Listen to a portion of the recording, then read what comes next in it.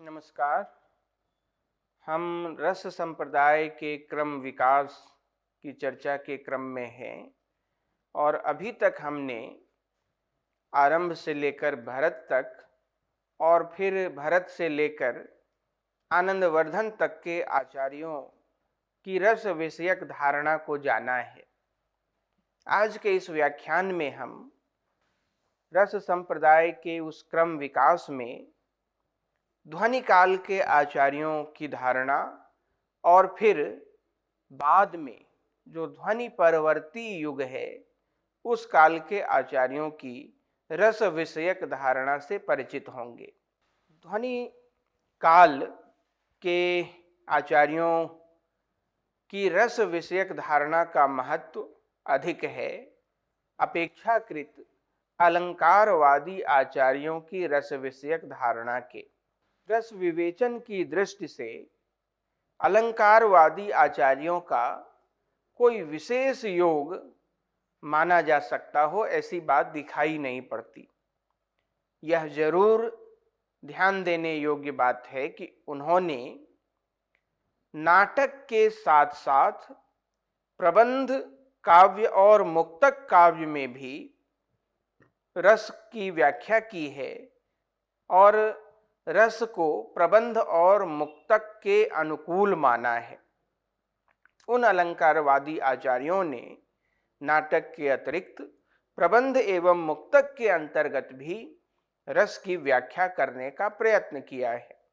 रस मीमांसा की अब तक जो पीठिका तैयार हुई थी उसी पीठिका पर ध्वनि काल का उदय होता है और आनंदवर्धन ने रसध्वनि के रूप में रस की प्रतिष्ठा कर उसे सर्वोच्च स्वरूप प्रदान किया।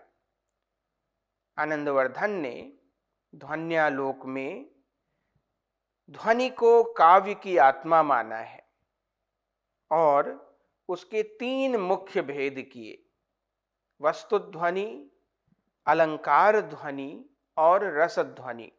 आनंदवर्धन ने रस का महत्व प्रतिपादित करते हुए अलंकार, गुण, रीति आदि को वास्तुतः रस का ही सहायक माना है।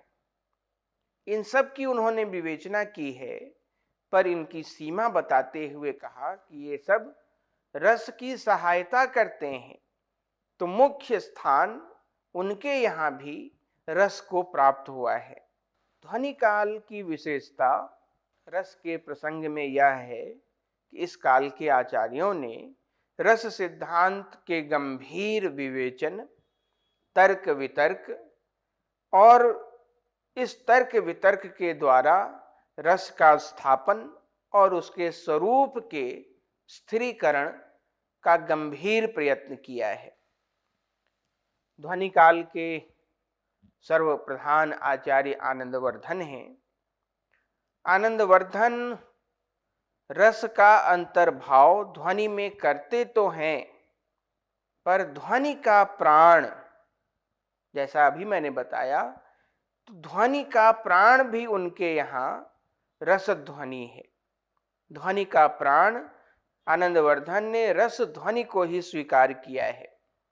इस तरह से प्रकारांतर से आनंदवर्धन ने भी रस की ही प्रतिष्ठा की है।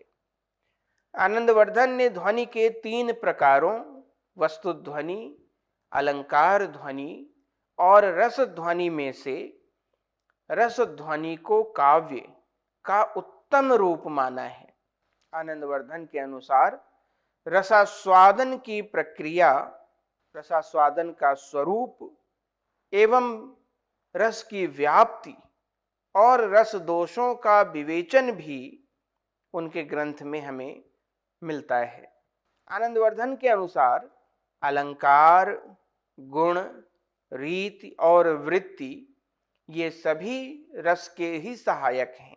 इस तरह से हम पाते हैं कि रस के बारे में रस संबंधी धारणा का व्यापक विवेचन प्रस्तुत कर आनंदवर्धन ने उसमें कल्पना तत्व, रमणीय तत्व, नैतिक विचार चित्रण तत्व, काव्यादर्श एवं परिस्थिति आदि की योजना कर रस के स्वरूप को अधिक पूर्ण, अधिक व्यापक और अधिक वैज्ञानिक बनाया है।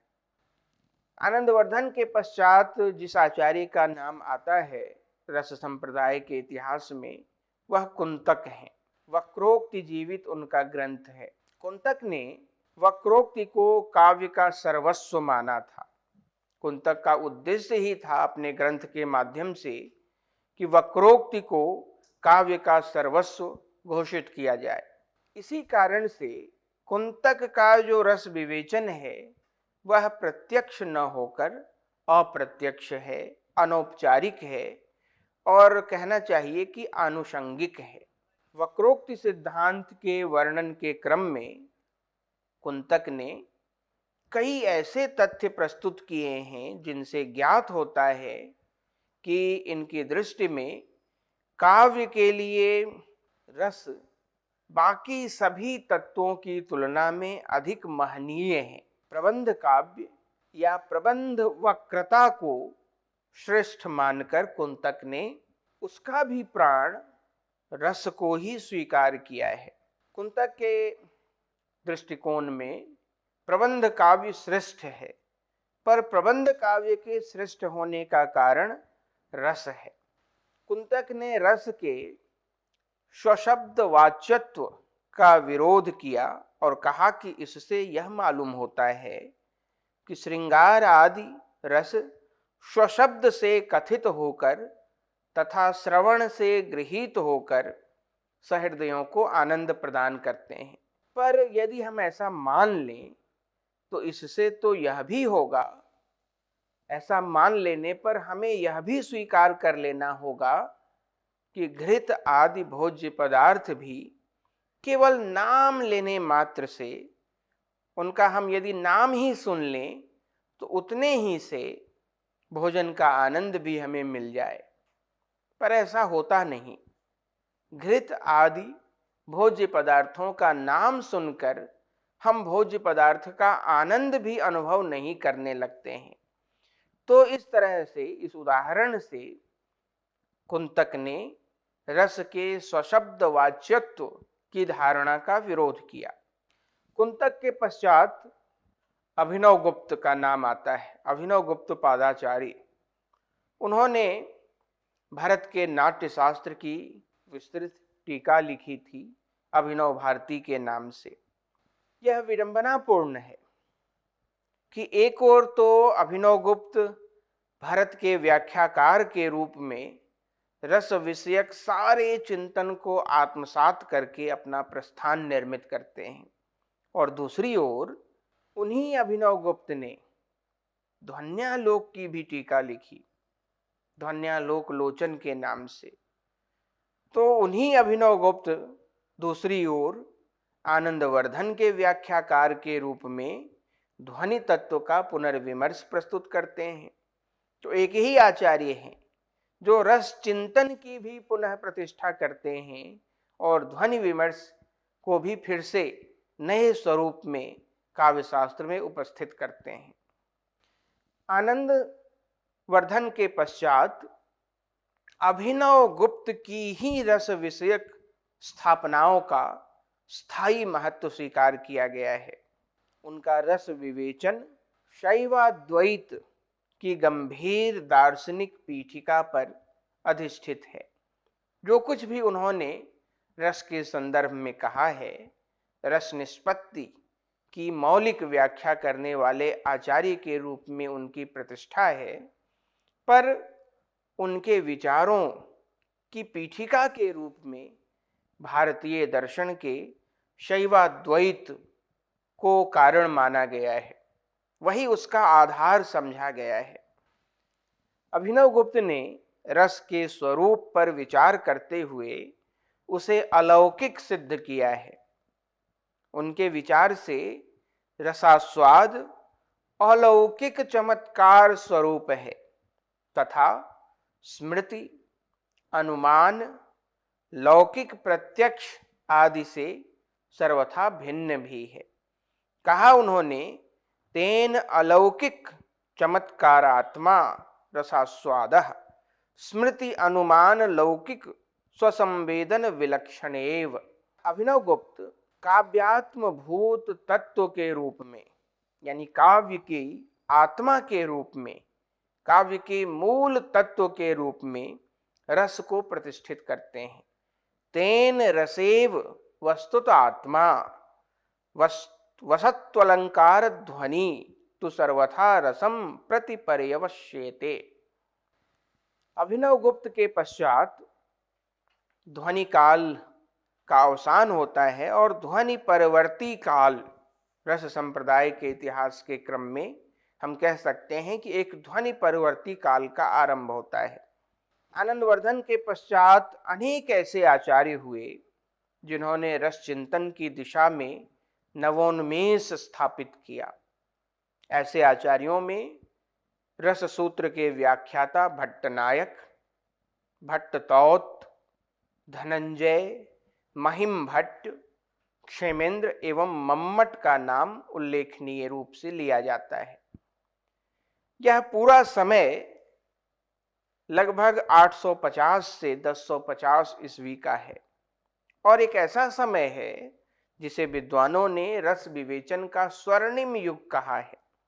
इसमें से भट्टनायक, धनंजय एवं महिम भट्ट ने रस सिद्धांत का प्रत्यक्ष समर्थन किया तथा क्षेमेंद्र ने प्रकारांतर से रसाश्रित औचित्य के रूप में रसवाद के गौरव को प्रतिष्ठित किया। भोज का रस विवेचन समन्वयवादी है। ध्वनि परवर्ती काल में धनंजय का दशरूपक एक महत्वपूर्ण नाट्य शास्त्रीय ग्रंथ है, पर प्रसंगानुसार उसमें रस तथा नायिका भेद का भी विवेचन हुआ है। दशरूपक के चतुर्थ प्रकाश में रस निरूपण है और रस के स्वरूप, उसके अंग, रस की स्थिति, काव्य के साथ रस का संबंध, नाटक में रस की उपयोगिता, अभिनय की दृष्टि से शांत रस की असिद्धि, रस के भेद तथा रस विरोध और उसके परिहार का वर्णन मिलता है। धनंजय मूल रूप से ध्वनि विरोधी और रस सिद्धांत के प्रबल समर्थक माने जाते हैं। उन्होंने भट्टनायक के रस संबंधी मत का समर्थन किया है और काव्य एवं रस में भाव्य भावक संबंध माना है। इन्हें काव्य एवं रस का व्यंजक भाव स्वीकार्य नहीं। काव्य भाव है और रस आदि भाव्य हैं तथा विभाव आदि के साथ रस का भाव्य भावक भाव संबंध होता है, ऐसा धनंजय ने माना है। धनंजय के पश्चात साहित्य दर्पणकार विश्वनाथ का नाम आता है रस संप्रदाय के इतिहास में। साहित्य दर्पण नामक बहुत लोकप्रिय काव्य शास्त्रीय ग्रंथ है, उसमें रस का अत्यंत विस्तृत विवेचन प्रस्तुत हुआ है। विश्वनाथ ने रस को काव्य की आत्मा माना और उसे काव्य का शर्वातिशायी तत्व स्वीकार किया है। कहा, वाक्यम रसात्मकम काव्यम। इसकी व्याख्या काव्य लक्षणों के प्रसंग में हम कर चुके हैं। उन्होंने वेदांत दर्शन की पीठिका पर रस की व्याख्या की और बताया कि जैसे मन में तमोगुण और रजोगुण को दबाकर जब सत्व गुण का उद्रेक और प्राबल्य होता है, तभी रस का साक्षात्कार और रस का अनुभव संभव होता है। विश्वनाथ ने रस को प्रकाशपूर्ण, आनंद स्वरूप और चमत्कारमय माना है तथा वत्सल नाम के एक नए रस की उद्भावना भी की है। विश्वनाथ ने करुण रस की सुखात्मकता सिद्ध करते हुए बताया कि लोक में आमतौर पर शोक से दुख होता है, किंतु काव्य या नाटक में शोक से दुख न होकर आनंदानुभूति होती है। नाटक आदि देखने से करुण कथा के कारण जो अनुपात होता है, वह भी सुख के कारण और उसी से चित्त में द्रुति होती है। रस संप्रदाय के इस क्रम विकास में विश्वनाथ के बाद जिस आचार्य का नाम सर्वथा उल्लेखनीय है वह है पंडितराज जगन्नाथ। रस सिद्धांत के व्याख्याताओं में पंडितराज जगन्नाथ अंतिम आचार्य हैं। वे रस का संबंध वेदांत से स्थापित करते हैं और रस को आत्मानंद के समान मानते हैं। जगन्नाथ ने भट्टनायक एवं अभिनव गुप्त की मान्यताओं की अपने योग के संदर्भ में नवीन व्याख्या प्रस्तुत की है और ऐसा करते हुए वास्तव में अपनी क्रांतिकारी प्रतिभा का परिचय दिया है। पंडितराज जगन्नाथ ने श्रुति का आश्रय ग्रहण कर रति आदि युक्त आवरण रहित चैतन्य को रस माना है। इनके अनुसार अंतःकरण की वृत्ति का आनंदमय हो जाना ही रस चर्वणा है, अर्थात चैतन्य के आवरण का निरावृत हो जाना ही रसास्वादन है। इस तरह से निष्कर्ष रूप में हम कह सकते हैं कि जगन्नाथ ने रस चर्वणा को पर ब्रह्म के आस्वाद रूप समाधि से विलक्षण माना है। संस्कृत के आचार्यों के इस रस विमर्श को आधुनिक भारतीय चिंतकों ने आगे बढ़ाया है। विभिन्न भारतीय भाषाओं के शास्त्रज्ञों ने रस की अपने युग के हिसाब से मौलिक उद्भावना की है। यदि हम हिंदी के आचार्यों को ध्यान में रखें तो आधुनिक भारतीय भाषाओं, जिनमें मुख्य रूप से हिंदी, बांग्ला, मराठी और गुजराती के साथ साथ अंग्रेजी में भी रस सिद्धांत के संबंध में अनेक मौलिक विचार मिलते हैं, पर हिंदी के आचार्यों ने रस विमर्श की दृष्टि में जिस मौलिकता का परिचय दिया है वह ध्यान देने योग्य है।